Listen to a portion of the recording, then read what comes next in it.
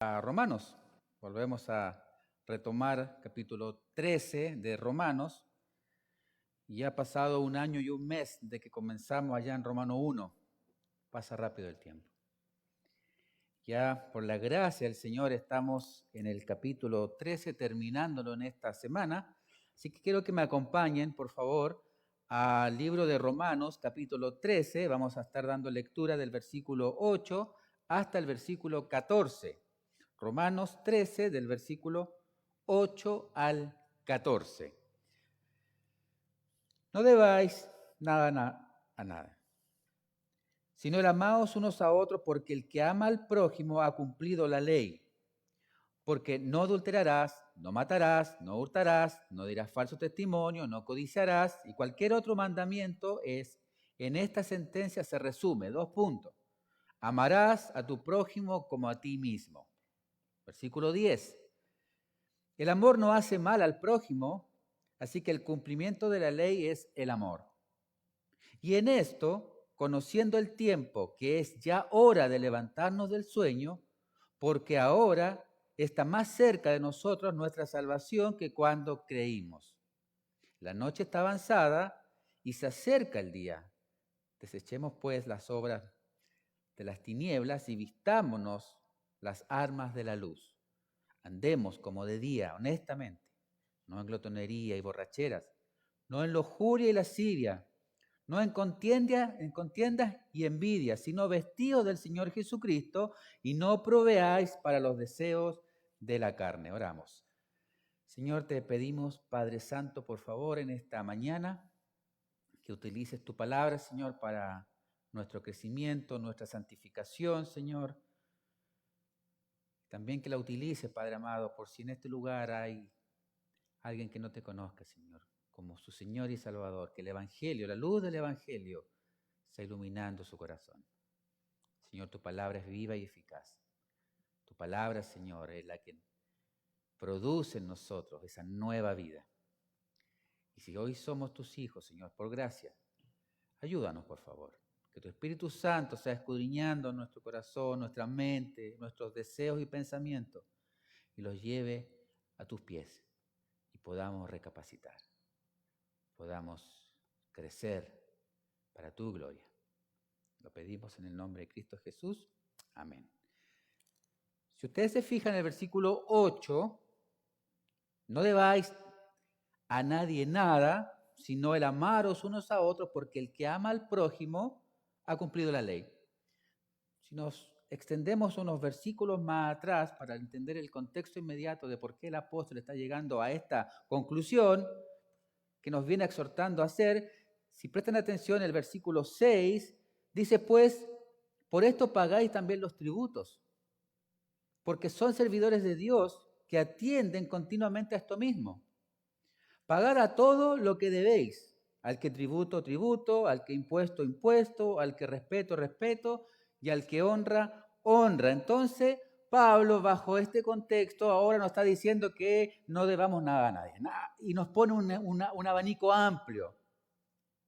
Y la expresión es muy precisa, no quedéis debiendo nada a ninguna persona. Ahora, ¿esto quiere decir que no debemos tener deuda? No. ¿O acaso la Biblia prohíbe al cristiano endeudarse? Estaríamos todos en problemas, ¿cierto? Porque para adquirir cosas muchas veces necesitamos pedir algún préstamo. Entonces, ¿qué hacemos al pedir un préstamo? Contraemos una deuda, ya sea con el banco o con alguna institución. Entonces, tenemos que tener esa deuda. No hay duda que vivimos constantemente pagando deudas, internet, el celular, seguro, etcétera. Entonces, constantemente estamos expuestos a deudas. Pero lo que está enseñando aquí el apóstol es la obligación de pagar esas deudas. Una cosa es contraer deudas, que no hay problema si quieres algo. Otro es que nos hagamos ahí lo desentendido. No, paguemos nuestra deuda. Debemos estar en orden delante de todos. Eso es lo que está diciendo. Debemos estar delante de todos con nuestra cabeza en alto. No que cuando pase a alguien y agachamos la cabeza porque a este le debo 100, a este le debo 500. No, ese no es el caminar cristiano. Por eso Pablo acá dice, no debáis nada a nadie, tajante. Punto. Pero después dice, sino el amaros unos a otros, porque el que ama al prójimo ha cumplido la ley. ¿Qué quieres decir, Pablo? Que solamente hay una deuda que el Señor permite y bendice, y es la que todos los creyentes debemos tener. ¿Cuál? El amarnos unos a otros. Es una deuda que hemos contraído desde el momento en que el Señor nos ha sellado con su Espíritu Santo. Tú y yo, si hemos nacido de nuevo, hemos adquirido una deuda con el prójimo, con mi hermano que está al lado. ¿Y esa deuda cuánto se paga? ¿Cuánto dura? ¿Es a 24 años? ¿Es a 30 como las casas? ¿Es a un año? No. ¿Sabe hasta cuándo esa deuda? Hasta que partamos de este mundo. Recién ahí dejamos de pagar esa deuda. Pero mientras estemos en el cuerpo, si hemos nacido de nuevo, si somos nueva criatura, estamos en deuda unos con otros. Y esa deuda es, según el texto, el amarnos unos a otros. Y el amor es una deuda que nunca podrá cancelarse. ¿Por qué? Porque el amor nunca deja de ser. 1 Corintios 13. Nunca. Y especialmente orientado hacia nuestros hermanos. La deuda del amor, querido hermano, jamás concluye. En otras palabras, yo jamás debo dejar de amarte. Y en otras palabras, tú jamás debes dejar de amarme. Pase lo que pase. Pase lo que pase. Porque estamos en deuda. Y no es una deuda liviana que, bueno, si quiero lo... No. Es una deuda que hemos adquirido con el Señor. Que todo lo ve. Que todo lo escudriña. Tú pagas mensualmente tus deudas, ¿cierto? Todos pagamos mensualmente nuestras deudas. Si hemos pedido plata al banco, tenemos que pagarla. Y llega un momento en que se acaba esa deuda, que ya no debemos más. Pero el amor a mi hermano es una deuda que yo jamás la voy a pagar. Jamás. Y esto es precioso, hermano. Jamás será suficiente. No, es que yo ya me pasó. Ya no lo aguanto. Una y otra vez me la hace ya. Dice, ¿hasta cuántas veces yo debo perdonar a mi hermano? Hasta 40 veces, 7. O sea, nunca, 60, 80. No, si lo hago así tan despierto. Aunque sea 1000 veces 7. Es imposible, nunca dejo de amar ni de perdonar. Nunca dejamos de perdonar, jamás. El amor es la única manera natural de la vida cristiana. ¿Qué quiere decir eso? La única forma natural es amando. ¿Cómo mis vecinos, mis amigos, mis familiares saben que yo soy cristiano? ¿Cómo? ¿Porque vengo a la iglesia? No. ¿Porque leo la Biblia? No. ¿Cómo ellos se dan cuenta de que yo soy otra persona, que he nacido de nuevo? ¿Sabes cuándo? Cuando amo. Por eso es tan importante este texto. La única forma natural del cristiano de evidenciar una vida cristiana, un nuevo nacimiento, es amando. Y el ejemplo máximo fue nuestro Señor Jesús. El texto dice que Él los amó hasta el fin. Cuando lo apedreaban, cuando lo escupían, cuando lo golpeaban, cuando lo crucificaban, Él le decía, Señor, perdónalos. Perdónalos porque no saben lo que hacen. Eso es amor y ese amor el que tú y yo debemos tener. ¿Por qué? Porque Cristo mismo vive en mi corazón. No hay otra forma. Por eso la forma natural en la vida cristiana es el amor. Eso evidencia. Aquel que no ama a su hermano debe preguntarse, y una pregunta genuina, honesta, ¿realmente he nacido de nuevo? ¿Por qué me cuesta tanto amar? Hay que preguntarse eso a la luz de la Escritura y hay que examinarnos. ¿Sabes por qué, querido? Porque de eso depende mi eternidad. sin algo tan básico, tan elemental y tan primario como el amor no está en mí, entonces yo debo decir, aquí ya pasa algo. ¿Por qué me cuesta tanto perdonar? ¿Por qué me cuesta tanto amar? ¿Por qué no puedo avanzar la vida cristiana? ¿Por qué estoy atascado en el pasado, en situaciones que a lo mejor son insignificantes? ¿Por qué? ¿Qué está pasando? Y debemos examinarlo, y la Escritura constantemente nos anima y nos exhorta a examinarnos si andamos en la fe, si estamos en la fe. Y esta es una evidencia clara, el amor a mi prójimo. Y este amor a nuestro prójimo es una deuda muy extraña. Porque cuando nosotros tenemos una deuda con un banco, es porque el banco, ¿qué hizo?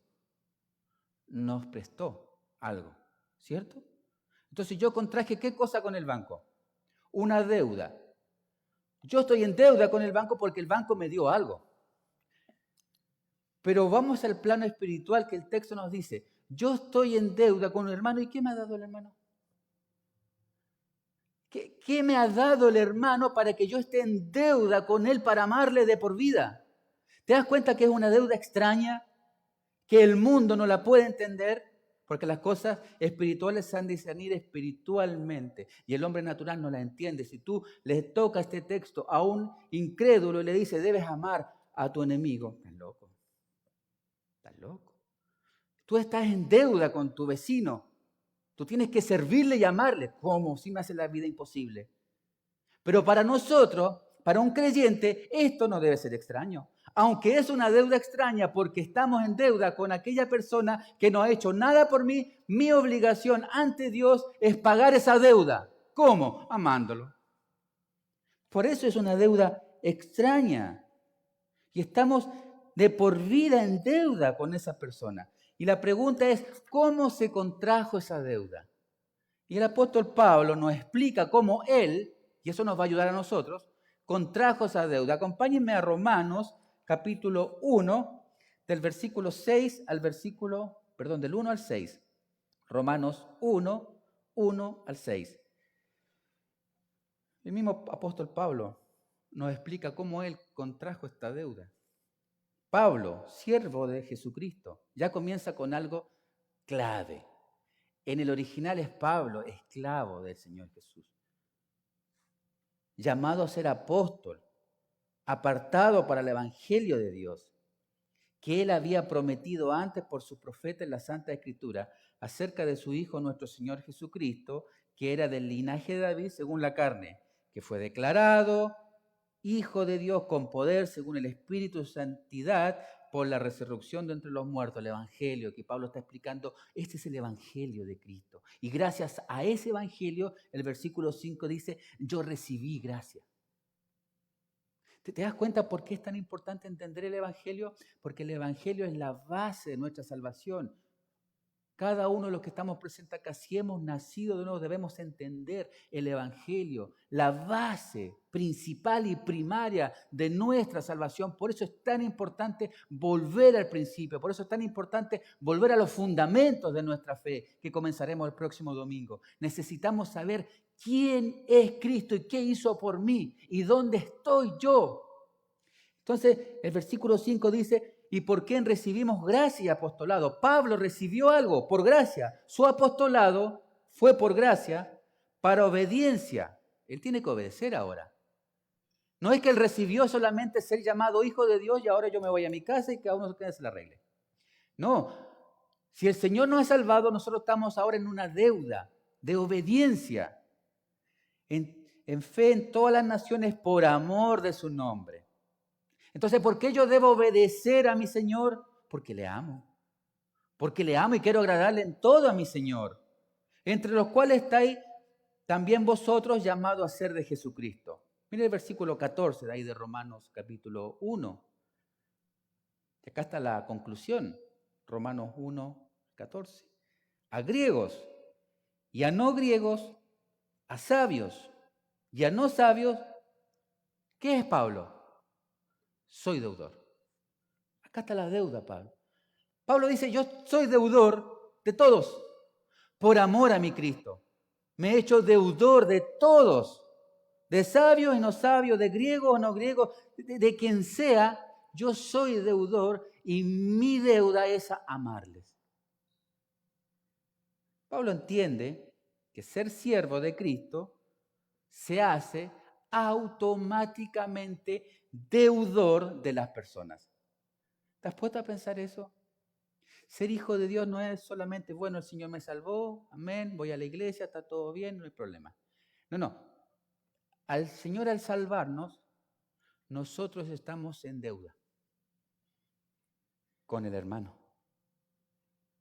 Esa es la forma de mostrar la gratitud al Señor, amando a mi hermano, porque he contraído automáticamente, juntamente con la gracia de la salvación, una deuda. Por eso el texto dice que debemos amar incluso a nuestros enemigos. Marcos 5, acompáñenme, versículo 44 en adelante. Porque no solamente debo amar a los creyentes, sino que aún hasta nuestros enemigos. Mateo 5, 44. Pero yo os digo, amad a vuestros enemigos, bendecid a los que os maldicen, haced bien a los que os aborrecen y orad por los que os ultrajan y os persiguen. Pregunto, ¿es fácil?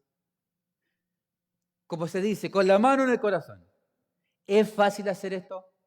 Naturalmente, para ninguno de los que estamos acá es fácil y no podemos, naturalmente, en nuestra carne. Por eso nosotros tenemos el Espíritu Santo, porque gracias al Espíritu Santo nosotros somos capacitados para hacer esta obra sobrenatural.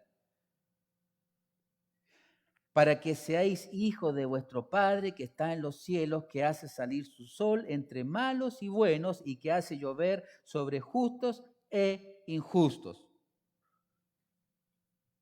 Qué precioso. Eso muestra que somos hijos de Dios. Y lo hemos estudiado en otros pasajes de Romano anteriormente, que nosotros debemos pagar bien por mal, porque si hacemos esto, ascuas de fuego se juntarán sobre la cabeza de mi enemigo. En otras palabras, eso mostrará el Evangelio de Cristo y humillará a esa persona. Pero eso no es natural en nosotros. Pero gracias al Espíritu Santo sí debiera ser natural, porque Él nos capacita. Mire el versículo 46, porque si amáis a los que os aman, ¿qué recompensa tendréis? ¿No hace también lo mismo los publicanos? Oh, pero yo tengo un grupito acá en la iglesia que lo pasamos súper. Lo permitimos todo entre nosotros, no hay problema. Eso es grupismo. Por eso el texto dice, si amáis solamente a aquellos que te llevas bien, ¿qué recompensa tienes? ¿Por qué no vamos a otro grupito que tal vez nunca hemos pasado tiempo? O con algún hermano que realmente yo estoy chocando. ¿Por qué no voy con él y muestro ese amor de Cristo? Porque el texto ahí dice, si amo solamente a aquellos que me aman, ¿qué recompensa tengo? Y si saludáis, versículo 47, a vuestros hermanos solamente, ¿qué hacéis de más? ¿No hace también así los gentiles?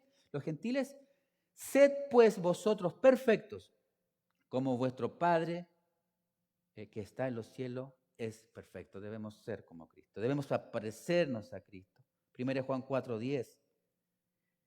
En esto consiste el amor.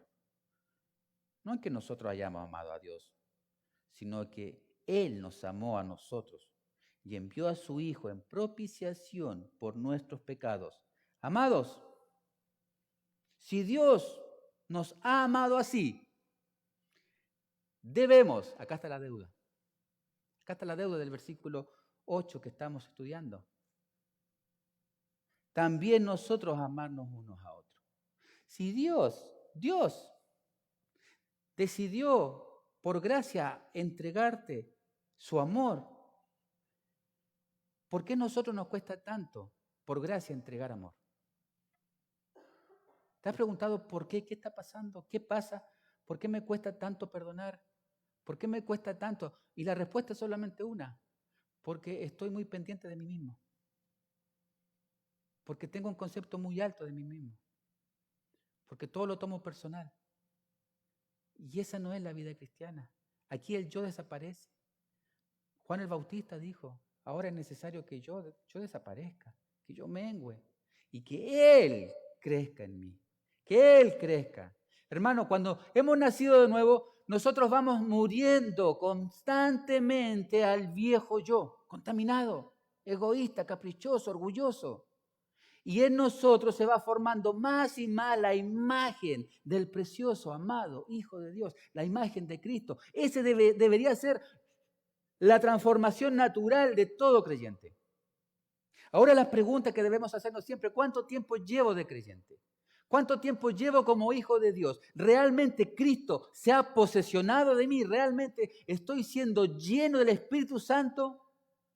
¿Realmente ese viejo hombre contaminado de hace 20, 10, 15, 5 años atrás ya no tiene el control sobre mí que tenía al principio? ¿O sigo siendo dominado y absorbido por este viejo hombre que no se quiere ir de mí, que es orgulloso y que está ahí? Debemos amarnos unos a otros, termina el texto, así como Dios nos ha amado. Y ojo, acá no confundamos el amor. Amor no es solamente, yo te amo, todo bien. Eso fue en los 60 con los hippies. El amor acá es el que confronta, el que cuida de ti. Ese hermano que va y golpea la puerta de tu casa, no importa la hora, y te dice, hermano, tengo algo contra ti, esto no me gustó que hiciste. Eso es amor. Eso es amor, no ir donde el vecino y decir, ¿sabes qué? No me gustó lo que él hizo. Eso no es amor.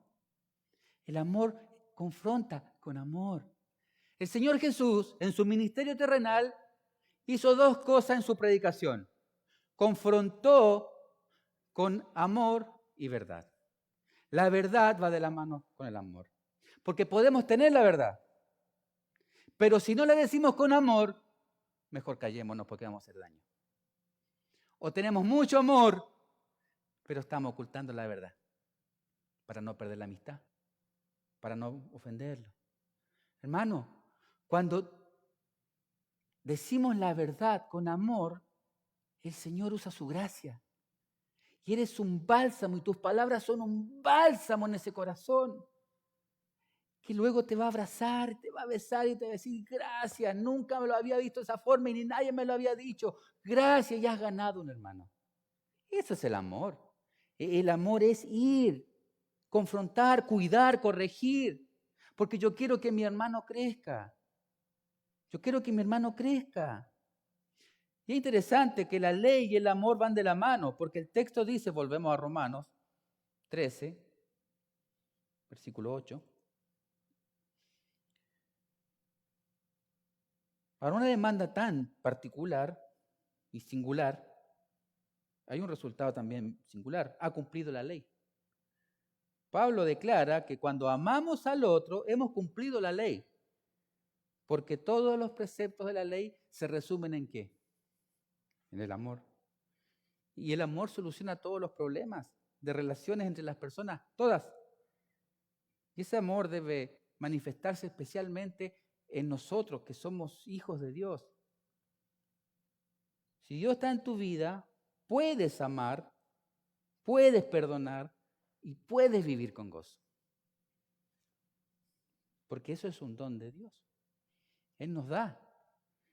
En Romanos 12, versículo 9.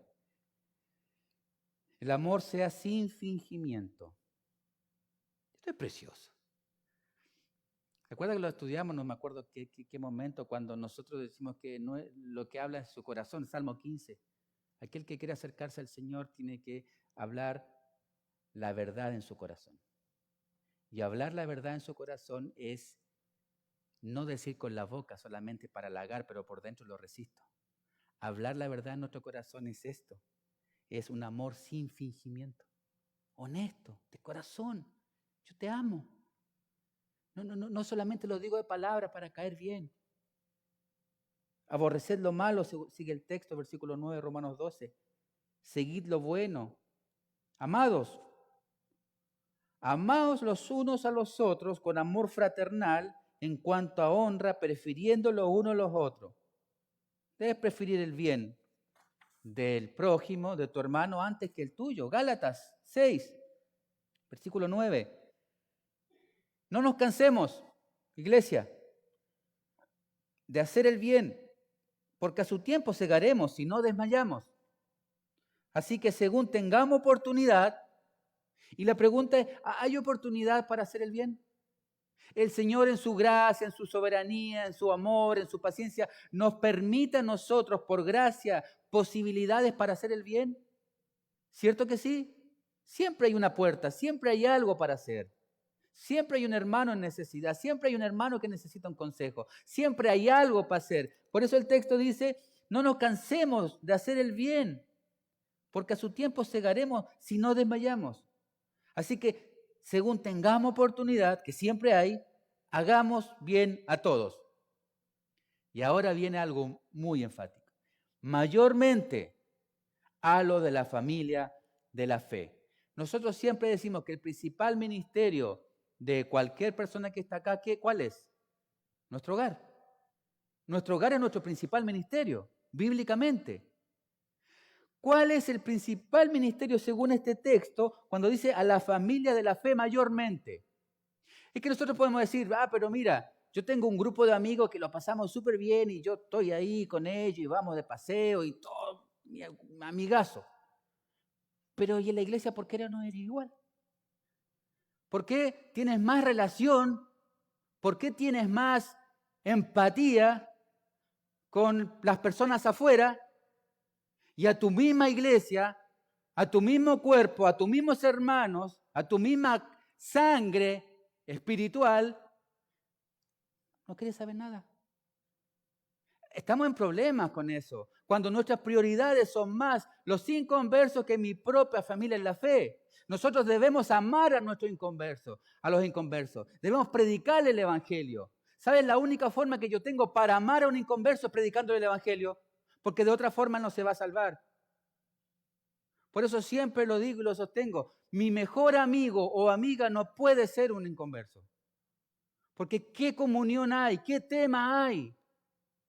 Mi mejor amiga tiene que ser un hermano en la fe, donde yo deposito todas mis cargas y él me ayuda y me sostiene, donde rindo cuenta, donde nos apoyamos en oración, en lectura. ¿Qué voy a hablar con un inconverso? Sí, vamos al cine, estás triste, vamos a la fiesta. ¿Te das cuenta? Mayormente, esta es la iglesia que el Señor te ha puesto, esta es tu familia que el Señor te ha traído y de aquí el Señor te va a pedir cuenta, porque es personal. ¿Qué hiciste para hermosear a su amada? Hermano, esto lo hemos estado predicando ya por meses. ¿Qué estoy haciendo para hermosear la amada de Cristo? ¿Qué estoy haciendo para hermosear a mis hermanos? Volvemos a Romanos 12, versículo 9. Porque no adulterarás, no matarás, no hurtarás, no dirás falso testimonio, no codiciarás. Y cualquier otro mandamiento, en esta sentencia se resume, amarás a tu prójimo como a ti mismo. ¿Qué es lo que está haciendo Pablo aquí en estos versículos? Lo primero que Pablo nos hace, nos nombra ¿cuántos mandamientos? 5. Y todos tienen que ver con el prójimo. Estos 5 mandamientos que no debemos hacer tienen que ver con la idea de no hacer daño a mi prójimo. Porque lo dice, no cometerás adulterio. Es daño primeramente con mi pareja, con mi esposa. Su juramento de fidelidad, de contraer matrimonio, se quebranta. No matarás, literalmente no cometerás homicidio, quitar la vida al prójimo. No hurtarás, bueno, todos lo sabemos lo que es, no posesionarse de los bienes del prójimo. No dirás falso testimonio, no mentir para dañar a mi prójimo. Y por último, no codiciarás, es un deseo egoísta por las posesiones del prójimo. Y el texto dice, y cualquier otro mandamiento, en esta sentencia se resume, amarás a tu prójimo como a ti mismo. La Biblia, Dios habla hoy, nos dice en este texto, pero estos y los demás mandamientos quedan comprendidos, compactados en esta palabra. 2 puntos. Ama a tu prójimo como a ti mismo. En otras palabras, todos los mandamientos mencionados tienen que ver con el prójimo y la única manera que tengo para no cometer estos 5 mandamientos que están acá, es obedeciendo ¿cuál? Los 2 primeros. Los 2 primeros. Marcos 12, versículo 29. Yo se los voy a leer. Sé que está aquí a mi espalda el texto, pero se los voy a leer en la versión Dios habla hoy. Marcos 12, 29. Jesús le contestó: el primer mandamiento de todo es: oye Israel, el Señor nuestro Dios es el único Señor. Versículo 30. Ama al Señor tu Dios con todo tu corazón, con toda tu alma, con toda tu mente y con todas tus fuerzas. Pero, versículo 31, hay un segundo. Ama a tu prójimo como a ti mismo. Punto. Ningún mandamiento es más importante que estos. Interesante. Por eso es tan importante el mandamiento primero y el segundo, porque el primero se puede decir, desprende automáticamente el segundo. ¿Te das cuenta que no son 2 mandamientos separados? Es uno. Y amarás. Ama a tu Dios y a tu prójimo. No se separan. No dice el texto o el mandamiento, mira, ama a tu Dios, punto. Si se porta bien, ámalo. Si no, no. No. Ama a tu Dios y a tu prójimo. ¿Cómo? A ti mismo. Y la pregunta en esta mañana es, ¿nos amamos? Creo que sí. Yo no veo a ninguno acá golpeado, autoflagelado. Yo me odio. Shh.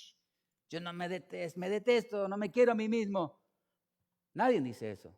Todos nos cuidamos, todos tratamos siempre de cuidar nuestro cuerpo. ¿Por qué lo hacemos? Porque nos amamos.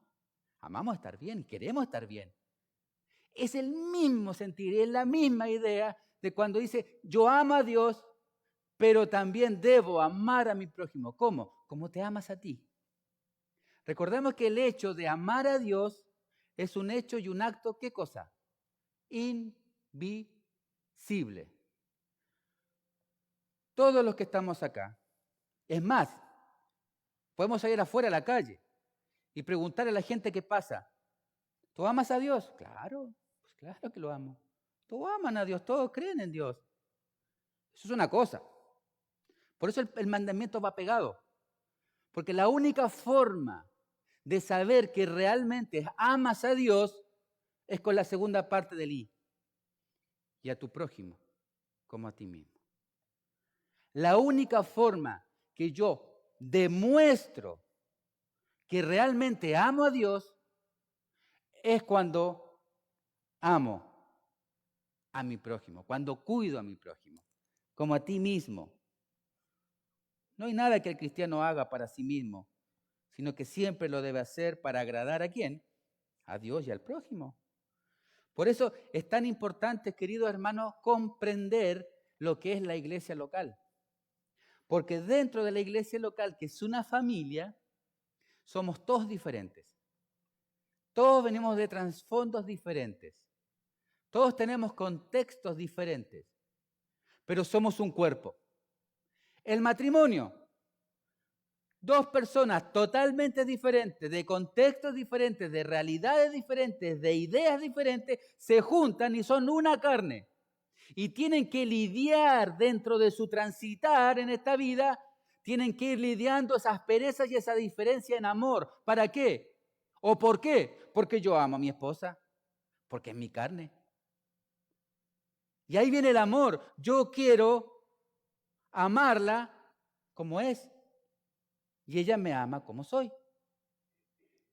Yo no quiero ni buscaré cambiarla. El Señor va a encontrar la forma. Y la forma es con amor.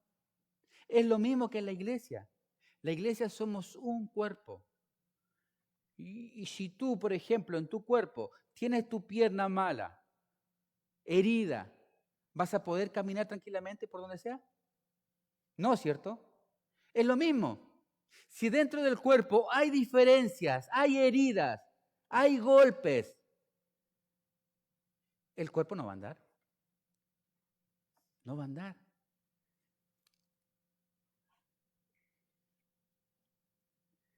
Amando a mi prójimo, a quien puedo ver le estoy diciendo a Dios, a quien no puedo ver, Dios te amo. ¿Te das cuenta? Es la única forma que yo le digo a Dios, Dios te amo, es amando, perdonando y creciendo junto a mi hermano. Romanos 15, versículo 1. Así que los que somos fuertes debemos soportar la flaqueza de los débiles y no agradando a nosotros mismos. Es interesante, siempre el texto, la Escritura nos saca de nuestro yo, nos saca de nuestro ego. Cada uno de nosotros agrade a su prójimo en lo que es bueno para edificación. Entonces todo lo que hacemos debe ser para bendecir y para edificar a mi hermano. No debemos ser de tropiezo. ¿Se acuerdan del texto que dice, todo me es lícito, pero por amor a mi hermano no todo me conviene? ¿Qué quiere decir con esto? Si tengo un hermano en la fe que tuvo problemas con la bebida, yo no lo voy a invitar a mi casa y voy a abrir una botella de vino. ¿Por qué? Por amor a mi hermano. Todo lo que hagáis, dice, debe ser para bendecir a mi prójimo, a mi hermano. ¿Te das cuenta, hermano, cómo esto nos saca de nosotros mismos? Que nuestra cultura es todo lo contrario. No, tú lo vales, tú necesitas, tú eres. O religiones falsas, donde levantan al hombre a la altura de Dios. Tú mereces, tú tienes que solamente declararlo y bastar. No, tenemos que salir de nosotros. Todo lo que hacemos es para bendecir y edificar a nuestro hermano. Versículo 10, Romanos 13. El amor no hace mal al prójimo, así que el cumplimiento de la ley es el amor. Primera de Juan, se los leo rápidamente. Amados, amémonos uno al otro, porque el amor es de Dios. ¿Te das cuenta que, mejor vamos a poner el texto, porque este texto es precioso. Primera de Juan 4, 7. Amados, amémonos unos a otros, porque el amor es de Dios. Muchas veces nosotros confundimos y nos choca leer el Antiguo Testamento y ver lo que Dios hizo en todo el Antiguo Testamento, donde vemos un Dios que actuaba en muchos momentos con mucha dureza y firmeza por su santidad.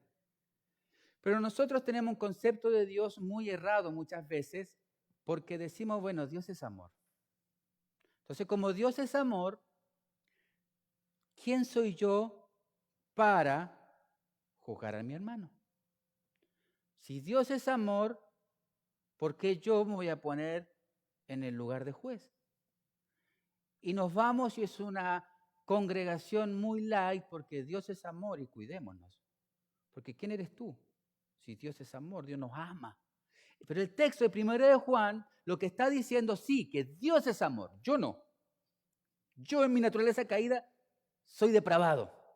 Pero como Dios es amor, Él vino a habitar en mí y me selló con su Espíritu Santo. Entonces ese amor de Dios ahora me capacita a mí para poder hacer obras que son sobrenaturales, que no las puedo entender. ¿Cómo que voy a amar a mi enemigo? ¿Cómo que voy a orar por aquel que me persigue? ¿Cómo si me pegan en una mejilla voy a poner la otra? Eso, hermanos, solamente lo hacemos bajo el poder del Espíritu Santo. Por eso es tan importante y la Escritura nos llama y nos manda y nos exhorta a que seamos llenos del Espíritu. Porque esa es la única forma que yo tengo en mi naturaleza caída, que yo tengo para poder enfrentar un mundo adverso. Es más, dentro de mi propia congregación. Y no, primera de Juan, estamos. Todo aquel que ama es nacido de Dios y conoce a Dios. El que no ama no ha conocido a Dios porque Dios es amor. Lo mismo que dije anteriormente. El texto en Romanos, entonces volvemos, dice, ha cumplido la ley. Ha cumplido en resumen los 2 primeros mandamientos. Y ningún mandamiento es más importante que estos 2. Porque mire lo que está diciendo Pablo acá en el texto de Romanos 13, 9.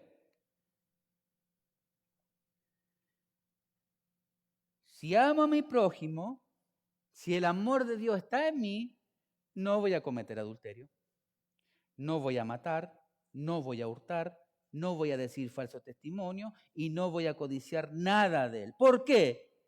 Porque deseo lo mejor para él, porque le amo. ¿Te das cuenta que los primeros 2 mandamientos nos cubren de todo? Nos proveen de todo y nos ayudan a todo.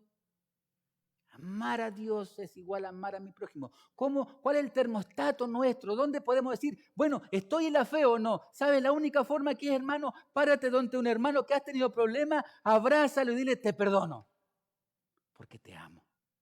Ese es el mejor termostato que podemos decir, soy hijo de Dios, he nacido de nuevo.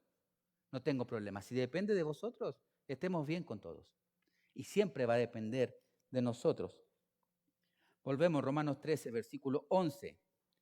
Y ahora Pablo, ya con tanta teología y vida práctica, como que yo me lo imagino cruzando los brazos y a decir, mira, te quiero decir esto. Versículo 11. Y esto es conociendo el tiempo, que ya es hora de levantarnos del sueño, porque ahora está más cerca de nosotros nuestra salvación que cuando creímos. La Biblia Dios habla hoy y dice, en todo esto tengan en cuenta el tiempo en que vivimos y sepan que ya es hora de despertarnos del sueño en que estamos. Pablo nos dice, hermanos, es hora de dejar la pereza y retomar esa relación con el Señor, que lo estudiamos la semana pasada, ese primer amor. Ya es hora de levantarnos del sueño. En otras palabras, dejemos de dormir. Es imposible vivir la vida cristiana sin un conocimiento real de lo que Dios hizo por mí. Es imposible, no podemos ser iguales. Nuestra vida no puede ser igual antes de la salvación. Ahora, después de la salvación, nuestra vida no puede ser igual. No puedo vivir mi vida cristiana apacible, quieta. Es como si Pablo le estuviera gritando al creyente, dormilón! ¡Despierta! ¡Despierta! ¡Rin! Está sonando el despertador. ¡Despierta! ¡Despertemos, iglesia! El texto dice, es tu tiempo, no lo desaproveches. No lo dejemos pasar. Hoy nos dio el Señor esta vida. Hoy estamos sanos. Hoy estamos acá. Mañana ni tú ni yo sabemos si estaremos acá. Despierta. Hoy es el tiempo. Hoy es el tiempo de ponerme en campaña, en el servicio de mi Señor y usarlo para su gloria. Hoy es el tiempo que el Señor nos ha dado. No fue ayer. ¿Qué pasó? No es mañana, no me pertenece. Hoy es el tiempo, hoy es el tiempo. Y lamentablemente, hermanos, desaprovechamos tanto el tiempo, ocupados en lo que otros me hicieron. No queremos cambiar. ¿Y sabes por qué? La causa, ¿cuál es? Nuestro orgullo. No queremos, vivimos lamentándonos todos los días de nuestra vida por lo que nos hicieron en el pasado. No queremos arrepentirnos y cambiar, no queremos. Estamos perdiendo tiempo valioso. Estamos perdiendo tiempo tan valioso de evangelizar a nuestra familia. Lo estamos perdiendo por culpa de nosotros mismos, porque nos encerramos en cosas que no valen la pena. Y nuestros seres amados se están yendo al infierno. ¿Qué evangelio estoy llevando en mi casa? ¿Qué luz soy para mi familia, para mis amigos, para mis vecinos? ¿Qué luz soy? Si vivo amargado en el pasado y por culpa de mi propio orgullo y mi necedad, no quiero salir de eso. Y ahí estamos. Estamos perdiendo tiempo tan precioso por no querer perdonar. Estamos perdiendo tiempo precioso, hermanos, que déjame decirte, no va a volver. No va a volver. Ya se fue. Ya lo perdimos. Por eso Pablo dice, despierta. Despierta, deja de pensar en ti mismo, dejemos de pensar en nosotros mismos, dejemos de tener tan alto concepto de nosotros mismos y afectarnos todo. Ya está. Debemos hacer lo que Juan el Bautista dije al principio, venguemos, desaparezcamos de escena. El importante acá es Él y es su gloria. Y todo lo que hagamos a este lado de la eternidad es para Cristo. Dejemos de pensar en nosotros mismos. Esta es una exhortación general al creyente, porque el texto dice que somos hijos de día. Debemos andar en luz. Debemos estar despiertos, siendo testimonio a todos los que nos rodean de que estamos despiertos. Y vemos claramente que hay un contraste, porque el pecador, la persona sin Cristo, está dormido en el seno del diablo que lo utiliza conforme a su voluntad. Efesios 2. En los cuales anduviste en otro tiempo, siguiendo la corriente de este mundo, conforme al príncipe de la potestad del aire, el espíritu que ahora opera en los hijos de desobediencia, entre los cuales también todos nosotros vivimos en otro tiempo en los deseos de nuestra carne, haciendo la voluntad de la carne y de los pensamientos, y éramos por naturaleza hijos de ira, lo mismo que los demás. Mientras nuestros seres amados, nuestros seres más amados, se están yendo al infierno, la iglesia del Señor duerme. La iglesia del Señor está cómoda. Estamos apáticos. La iglesia del Señor está en una tibieza espiritual, en la comodidad. Necesitamos despertar. Necesitamos ese despertador que suene en nuestros oídos. Despierta. Está desaprovechando el tiempo. La vida cristiana es lo más lindo que podemos tener. ¿Sabes qué? Estamos ya viviendo la eternidad. Eres un ser eterno. Estás a un paso, por eso estamos a un paso de estar con nuestro Señor por la eternidad. Pero ¿qué estamos haciendo mientras tanto a este lado de la gloria? ¿Qué estamos haciendo? Estamos desaprovechando el tiempo. Nuestros amados se mueren. Y nosotros dormidos, lamentándonos por cosas del pasado que no tienen sentido.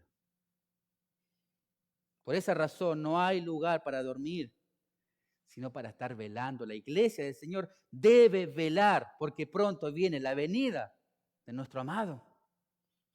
Por eso el texto dice, volvemos a versículo 11, porque ahora está más cerca de nosotros nuestra salvación que cuando creímos. Hoy estamos más cerca de la gloria que ayer.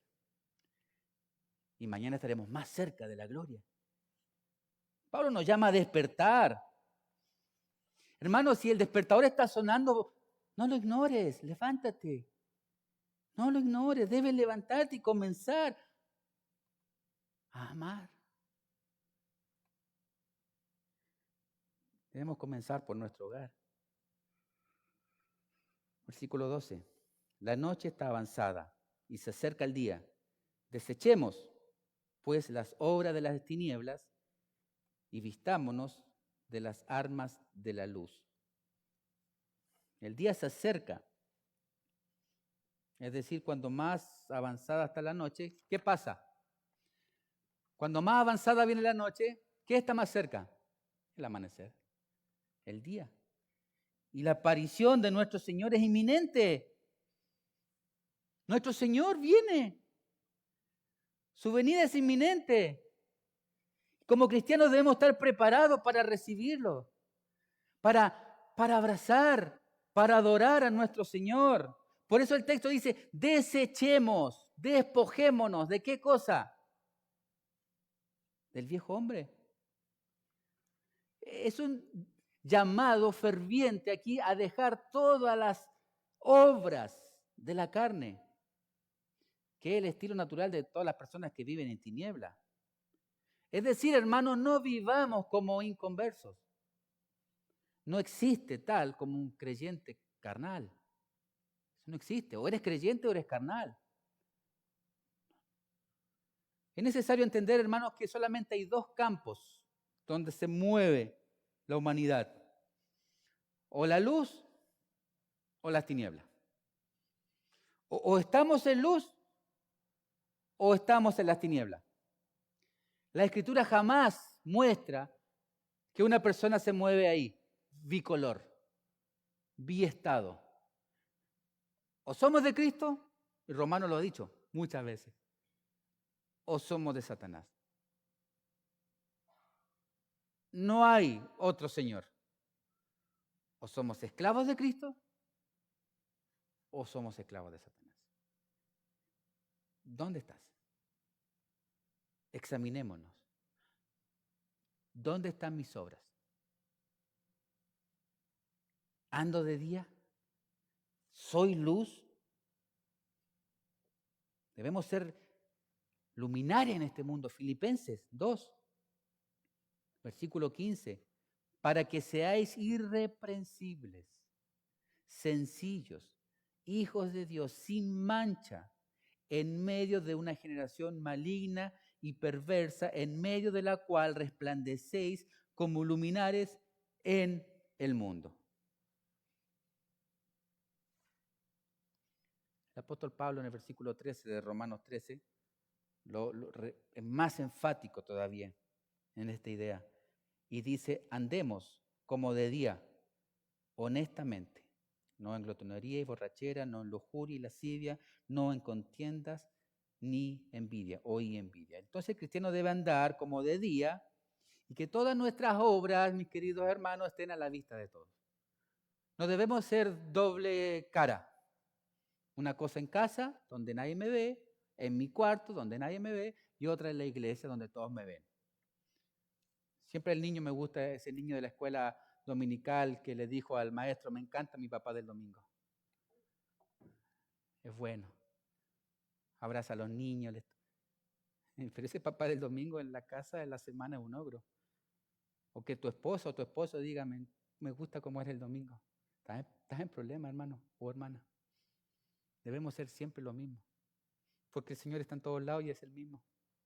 ¿Por qué yo voy a querer agradar a mis hermanos o mostrar una forma a mi hermano, siendo que el Dios de Dios, el Rey de Reyes, Señor de Señores, el que todo lo ve y nada puedo esconder, me está observando? Es ilógico. Eso es no tener conciencia de Dios. Y nosotros debemos crear conciencia de Dios, hermanos. ¿Qué es crear conciencia de Dios? Es saber que donde yo esté, Dios me está viendo. Donde yo esté, Dios me está examinando mi andar. Y con Dios no se juega. De todo lo que hable tengo que darle cuenta. De todo lo que hable en esa cámara secreta, tengo que darle cuenta al Señor.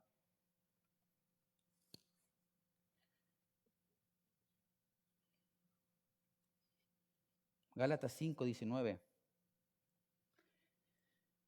Entonces el cristiano debe andar como de día y nuestras obras deben ser vistas por todos, no debemos hacer nada en la oscuridad.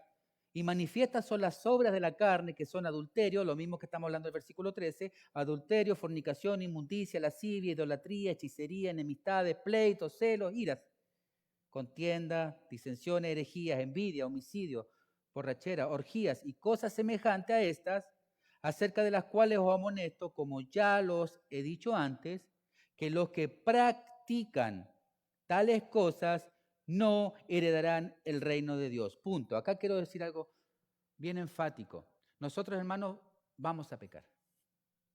Nosotros, hermanos, pecamos. Todos pecamos. Pero el texto lo que nos está mostrando y lo que nos está diciendo es que ese pecado no sea una práctica en mi vida. Quiero decir con esto que mi forma de vivir ya naturalmente y diariamente sea siempre en pecado. Yo voy a pecar, pero me voy a sentir miserable. Y voy a ir a los pies de mi Cristo y le pediré perdón por mi miseria. Y me esforzaré para no volver a caer en lo mismo. Pero el que practica, dice acá el texto, no heredarán el reino de Dios. Entonces, si estamos luchando con un pecado, tal vez desde que el Señor nos salvó o que para nosotros pensamos que el Señor nos salvó, yo sigo lidiando con ese pecado que solamente lo que hace es ofender a mi Señor, hermano, tienes que examinarte. O amigo, déjame decirte, tienes que examinarte. Porque muchos me dirán aquel día, Señor, Señor, ¿no estuve en tu iglesia?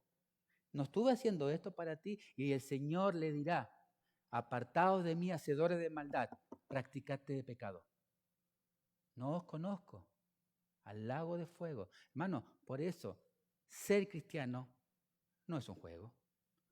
Ser cristiano no es venir un domingo y marcar la ficha. Chiquín, ya me fui para la casa, ya fui el domingo, está todo bien. Pues nos vemos el próximo domingo. Ser cristiano es ser cristiano los 365 días del año y cada minuto y segundo de nuestra vida. Debemos ser, como dice el texto, luz. ¿Vamos a fallar? Sí, vamos a fallar. Pero no puede ser una condición en nuestro estilo de vida. Por eso Gálatas es tan claro. Y el texto, volvemos al 13 de Romanos, no en glotonería y borrachera, no en lujuria y lascivia, no en contienda. Entonces el inconverso vive de esta manera. Su vida es un constante exceso por satisfacer los deseos carnales caídos. ¿Y por qué lo hace? Porque le busca el sentido a la vida. Quiere disfrutar de esta vida. Y Pablo nos llama a nosotros los creyentes a no ser así, sino que nuestra vida debe ser una evidencia clara de que Cristo vive en mí. Y debemos andar como de día. Por eso el texto dice, como de día. Hay dos cosas acá. Pablo nos está enseñando en el versículo 13. Debemos acercarnos más a Cristo y alejarnos más de nuestra propia carne. ¿Te das cuenta que el caminar cristiano es eso? Acercarse más a Cristo y alejarse más y más de nuestros deseos caídos que están. Están. Son reales. Están ahí, nuestra concupiscencia, dice, nuestro propio pecado que habita en mí está en el creyente. Y luchamos cada día. Pero para poder hacer frente a eso y poder mostrar obra del Espíritu, nosotros debemos acercarnos. Es como vaciar nuestra mente. Yo tengo que ir renovando, como dice Filipenses. Renovaos vuestra mente, renovaos. Todo lo bueno, todo lo honesto, todo lo puro, todo lo que es de bueno, todo en esto pensad. Es un despojarnos constantemente, diariamente. Hermano, la vida cristiana no es de domingo. La vida cristiana es de lunes a domingo, todos los días, porque todos los días yo estoy siendo influenciado por mi propia naturaleza caída, por nuestros propios pensamientos caídos, por nuestro propio corazón caído. Si yo dejo y me dejo ser influenciado cada día y no voy a Cristo, y no voy a Cristo, y no voy a Cristo, hermano, déjame decirte que el que tomó el control de tu vida es tu carne. ¿Y cuál es el beneficio? Si eres creyente, ¿cuál es el beneficio? Que tu vida será miserable. Que vivirás lamentándote cada día y encontrarás todo malo y hablarás de todo porque todo está mal y tú, pobrecito, que tú lo único que está bien. A diferencia, si estamos siendo llenos del Espíritu Santo, si estamos yendo en arrepentimiento y fe cada día con mi Señor, ¿sabes qué? Los demás son una belleza. Son bonitos. Hermano, aprendamos a ver a nuestro hermano bello. Mi hermano es precioso. Mi hermano que está ahí, ¿sabe? Cristo murió por él. Yo lo amo. Y yo lo amo y si veo algo en él, yo lo voy a abrazar y le voy a ayudar. Eso es lo que Pablo nos está diciendo, que nuestras obras tienen que ser obras de día, obras de amor. Versículo 14, terminamos con este versículo. Ya el capítulo 13. Sino vestidos del Señor Jesucristo y no proveáis para los deseos de la carne. Entonces la consecuencia de vestirse de Cristo tiene la contrapartida de no proveer para los deseos de la carne. Son opuestos. Vestidos del Señor. Mire Gálatas capítulo 5, 16. El secreto de la vida cristiana victoriosa, si se puede decir así, consiste en andar en el Espíritu, es decir, ser lleno del Espíritu Santo. Gálatas 5, 16. Digo pues, andad en el Espíritu y no satisfagáis los deseos de la carne, porque el deseo de la carne es contra el Espíritu. ¿Te das cuenta que no pueden ir juntos? Y el del Espíritu contra la carne, y estos se oponen entre sí para que no hagáis lo que quisierais. Pero si sois guiados por el Espíritu, no estáis bajo la ley. Ahí lo que Pablo está mostrando de la ley, ha cumplido la ley. Observemos, saltemos al 22, Gálatas 5, al 22. Ahora, ¿qué es el lleno del Espíritu? Bueno, acá vemos el fruto del Espíritu. Gálatas 5, 22. Más el fruto del Espíritu es, ¿con qué empieza? El amor. El amor cubrirá multitud de pecados. El amor. Y él le pregunta, y debemos hacerlo, hermano, hazlo en casa. Toma un lápiz y hagamos así. Estoy amando X, deuda pendiente. Gozo. Tengo gozo. Estoy siendo gozoso en el día a día por esta salvación tan grande y porque soy hijo de Dios y tengo ese gozo, esa capacidad de disfrutar la vida que solamente es un don de Dios. ¿Lo tengo? No. Paz, descansar en el Señor, saber que Él tiene el control de todo. O yo quiero tener el control de todo y me desespero y necesito que esto se arregle ya. No. Paz. La paz de Dios que sobrepasa todo entendimiento. Paciencia. Hermano, ¿soy igual que ese día que el Señor me salvó hace 10, 15, 20 años atrás? ¿O yo hoy soy una persona paciente? ¿O soy ese desesperado que me llevo el mundo por delante y qué me importa? Paciencia, benignidad, tengo amor, tengo cariño por mi prójimo. Quiero lo mejor para él. Bondad, fe. Hermano, el fruto del Espíritu. Mire el 23, mansedumbre, templanza, contra tales cosas no hay ley. Volvemos a lo mismo de Romanos.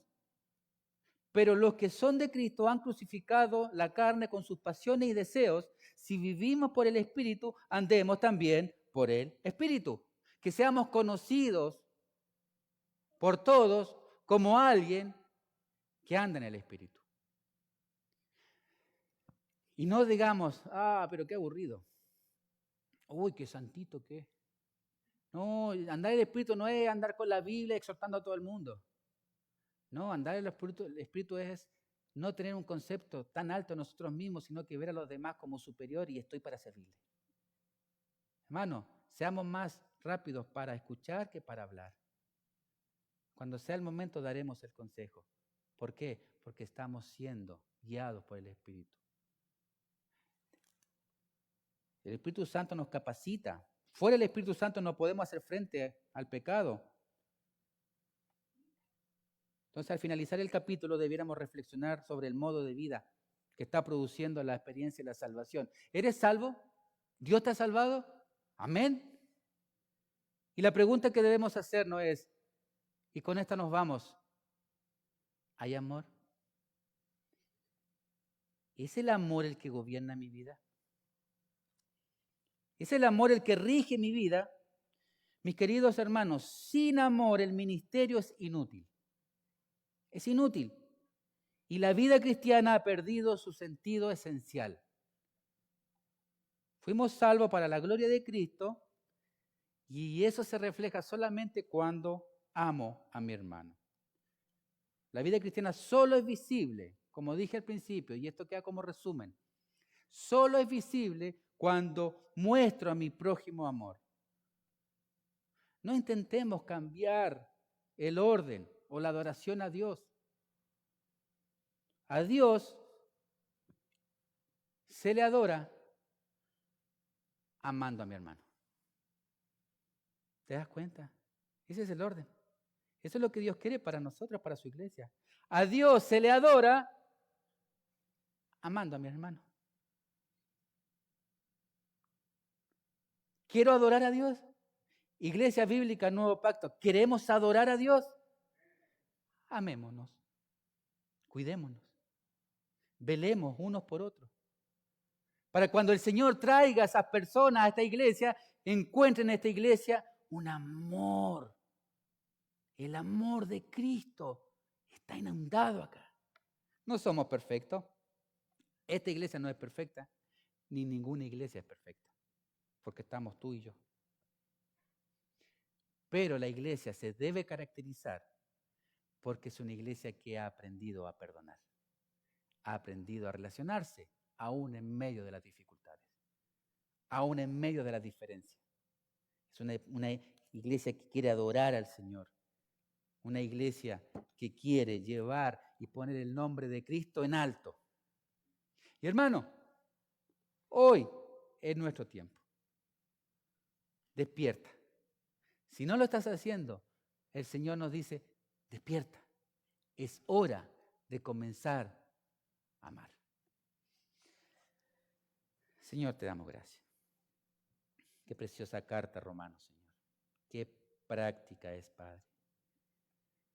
Pablo, después de tanta teología en los primeros 12 capítulos, Señor, hoy nos lleva a la práctica. No queremos solamente conocer, Señor, queremos ponerlo en obra. Señor, nuestra teología es más preciosa en la práctica. Nuestra teología, Señor, es más bella, Señor, en el día a día con mis hermanos. Señor, por favor, haz de tu iglesia, Señor, una iglesia que te ama, amando al hermano. Ayúdanos, Señor, por favor, en este tiempo que queremos volver a ti, Señor, arrepentidos, para que tú nos utilices vasos frágiles de barro para tu gloria y que seamos una luz en medio de esta ciudad, Señor. Ayúdanos, Padre Santo. Lo pedimos en el nombre de Cristo Jesús. Amén.